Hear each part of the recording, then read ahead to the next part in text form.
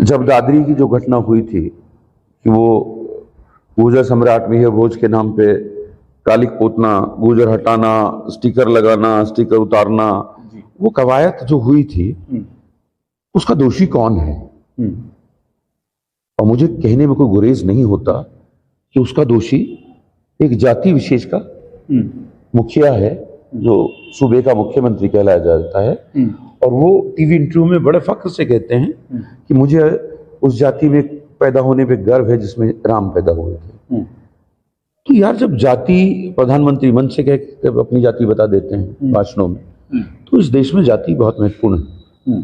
इस देश में जाति को दरकिनार नहीं किया जा सकता।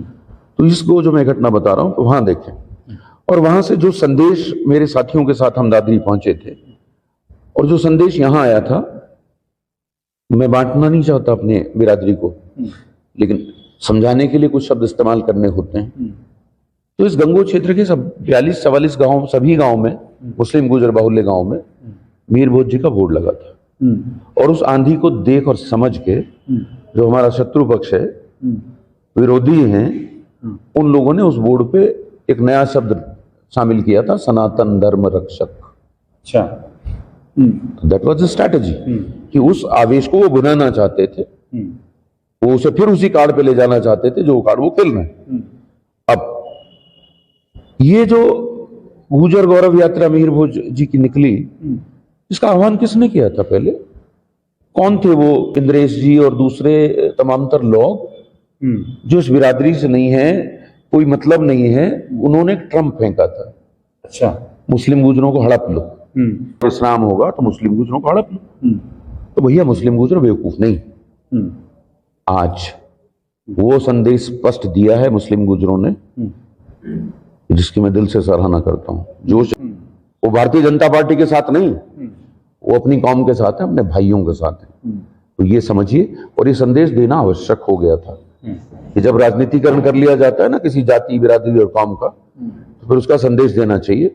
और आज आप देखेंगे, अभी गुर्जर महोत्सव सूरजकुंड में हुआ था, वहां 5-7 लाख आदमी पूरे देश से इकट्ठा हो गए। फरीदाबाद के अंदर वो क्यों हुआ? क्योंकि आज गुर्जर शिक्षित हो चुका है, और जो शिक्षित समाज हो जाता है वो अपना इतिहास, वर्तमान और भविष्य सबके प्रति सचेत हो जाता है, वो सारी चीजें समझने लगता है। तो आज अगर मेरी कौम के इतिहास पे कोई डाका डालेगा तो अब नहीं। आपने कर्नल टाड से इतिहास लिखा के कुछ बिरादरियों को महान बना लिया होगा, हमारे भाइयों में बंटवारा कर दिया होगा। कौन कहता हो माउंट आबू पे अग्निकुंड से उत्पन्न हुए? अरे अग्नि में कुंड में से आदमी पैदा हो सकते हैं क्या? हमारे बीच में बंटवारा कर दिया गजनी को कामयाब करने के लिए। चौहान, चंदेल, परमार, सोलंकी हमें ही बांट दिए। हम छोटे और बड़े हो गए। अभी मैं कश्मीर से आया। अच्छा, मैं 18 से 23 तक कश्मीर के दौरे पे था। 2 दिन मैंने अपने परिवार के साथ वास्तव में एंजॉय भी किया, लेकिन उससे पहले हमारा 19, 20 और 21 में कार्यशालाएं थी। कैडर क्लासेस चलाते हैं अनुवांशिक बल सुनहरा कल के नाम से। 19 में हमने पूरे देहात का भ्रमण किया और अपने भाइयों को देखा, और वहां भी मैंने देखा कि जो बक्करवाल समाज है उसे 2 दर्जे का समझ रहे हैं। अरे भाई हैं यार तुम्हारे, इनकी ताकत आधी क्यों करते हो? मैं ये कहता हूं, जब जाति और बिरादरी और राजनीति की बात करते हो और गुर्जर की बात करते हो, तो मुसलमान गुर्जर को एक तरफ रख के आप राजनीति नहीं कर सकते। मुसलमान गुर्जर को भविष्य की राजनीति में आपको लाना पड़ेगा। इस्तेमाल नहीं किया जा सकता मुसलमान गुर्जर का। मैं बिल्कुल ये स्पष्ट संदेश देना चाहता हूं। ऐसे ही ये जो प्रसंग था, मैं ये कह रहा हूं, जो संघ के नेताओं ने इसका राजनीतिकरण करने का प्रयास किया था।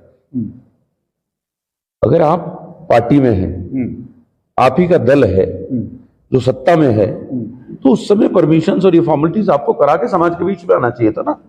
आपने समाज का माहौल बना दिया, तो ये तो समाज ने बदला लिया अपना। समाज ने दिखाया उसे राजनीति की जरूरत नहीं, उसे नेताओं की जरूरत नहीं।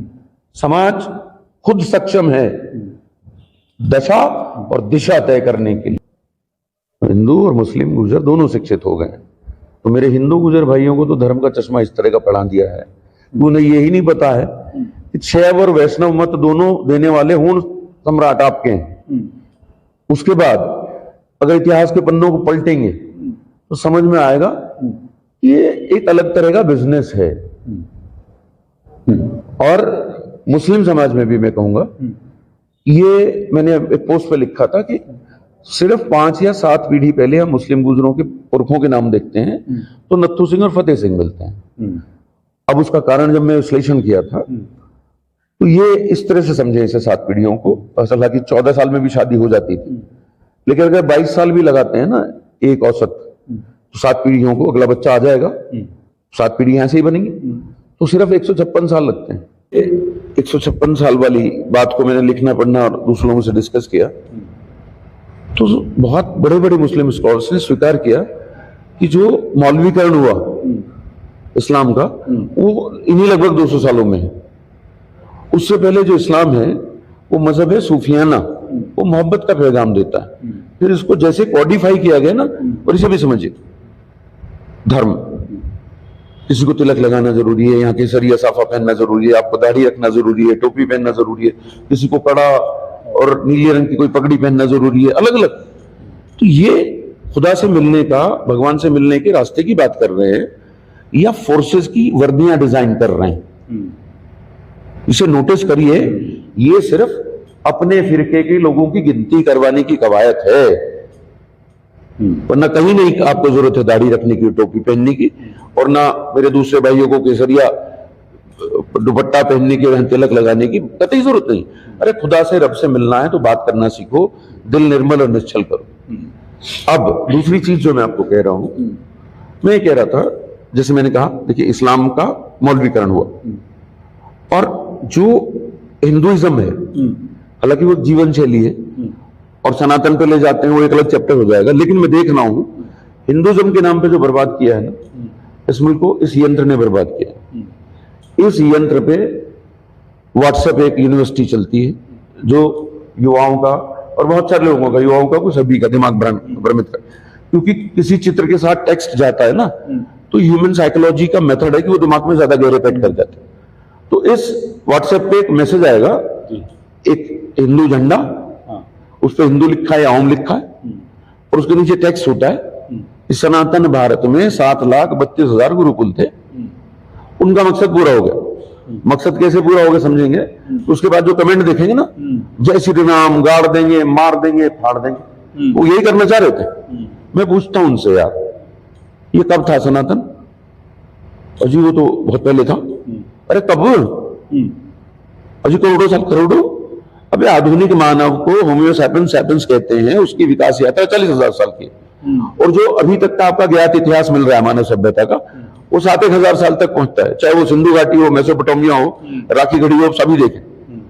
अब हम आपसे ये पूछते हैं कि भाई, हम बता रहे हैं कि 100 साल तो अंग्रेजों से आजाद हुए, 200 साल गुलामी की अंग्रेजों की, और 800 साल मुगलों के, तो 1100 साल पहले रहा होगा सनातन। 1100 साल पहले सनातन रहा होगा। फिर मैं दूसरा सवाल पूछता हूं, आबादी कितनी रही होगी उस टाइम? जी वो तो नहीं पता। तो यार तुम ये मैसेज क्यों बार बार आगे फॉरवर्ड करके क्या करना चाहते हो जब तुम्हें कुछ पता ही नहीं, रिसर्च किया नहीं? मैं उसका भी हिंट देता हूं। जब हिंदुस्तान आजाद हुआ था तो हिंदुस्तान, पाकिस्तान और बांग्लादेश को मिला के इस पूरे भूखंड की आबादी 32 करोड़ थी। ये तो ऐतिहासिक प्रमाणिक है। ये हो गया 100 साल पहले। अब 1000 साल पहले अनुमान लगा लो कितनी रही होगी इस भूखंड पे आबादी। अनुमान लगाओगे और विश्लेषण करोगे तो 5 करोड़ के आसपास आएगी। और 5 करोड़ आबादी को 7,32,000 गुरुकुल से गुणा भाग कर लो तो बहुत सामान्य सी तार्किक बात है। तो पता लगेगा हर गांव में गुरुकुल कहीं सौ हैं, कहीं से गुरुकुल है। और फिर मैं सवाल पूछता हूं, यार गुरुकुल करते क्या थे? क्योंकि वर्ण व्यवस्था में शिक्षा का अधिकारी सिर्फ ब्राह्मण और उच्च कुलीन वर्ण को था। तो ये पढ़ाते किसको थे? ये पढ़ाते नहीं थे क्योंकि शिक्षा का अधिकार रिजर्व था। ये लठ, तीर, तलवार, भाला, गदा ये चलाने के ट्रेनिंग सेंटर होंगे जैसे तालिबान कर रहा है। और ये कहते हैं गुरुकुल लावेंगे। अरे 1830 में जब लॉर्ड मैकाले शिक्षा पद्धति आई थी तो इन्होंने उसका विरोध किया था कि यहां सब नहीं पढ़ेंगे। और उसका विश्लेषण करिए कि 1881 की जनगणना में हिंदुस्तान, पाकिस्तान और बांग्लादेश को मिला के सिर्फ 430 हाई स्कूल पास हैं। 50 साल हो गए थे लॉर्ड मैकाले को लागू किए हुए। तो उसका शिक्षा का प्रसार ही नहीं होने दिया। ये तो ज्योतिबा फूले हों और सारे तमाम तर लोग लगे रहे हों तब जाके आज शिक्षा। और आज फिर कहते हैं गुरुकुल लाएंगे। क्या करेंगे गुरुकुल? उसे पाषाण युग में ले जाना चाहते हो इस मुल्क को। तो इन लोगों से कहता हूं उन चीजों से बाहर आइए, ऊपर उठिए, समझदार बनिए, विवेकशील बनिए, शिक्षित होइए। जो समाज शिक्षित होगा उसे कोई दबा नहीं पाएगा। एक राजनीतिक नासमझी, संघ गवर्न राजनीतिक नासमझी ने शासन और प्रशासन के सामने हालात पैदा किए। अगर वो ड्रामा वो नहीं करते, उन्हें पता होता कि इसकी परमिशन चाहिए है, तो परमिशन लेके उसका अनाउंसमेंट करते, पोस्टर बैनर लगाते। और मैं तो पूरी तरीके से कहता हूं कि हम सभी गुर्जर, राजपूत, जाट, यादव, कुर्मी, पटेल, हम सब तो एक खून हैं। तो इस शोभा यात्रा में सबको साथ लेके निकलते ना। आपने जो राजनीतिक गोटी खेली थी कि हिंदू और मुसलमान गुजर कर मुसलमान गुजर को टोपी पहना लेंगे, इसमें शामिल करके उसमें ठुक गए हैं। अच्छा, उसमें ठुके हैं और उससे हाथ है और कुछ नहीं है। वरना राजपूत भाई भी इतने समझदार हैं कि उन्हें पता है सब कुछ, वो भी आवेश में नहीं आते, क्योंकि राजनीतिकरण किया गया ना। तो ये जो ड्रामा और ये जो सिचुएशन क्रिएट किया है, ये घटिया राजनीति नहीं किया।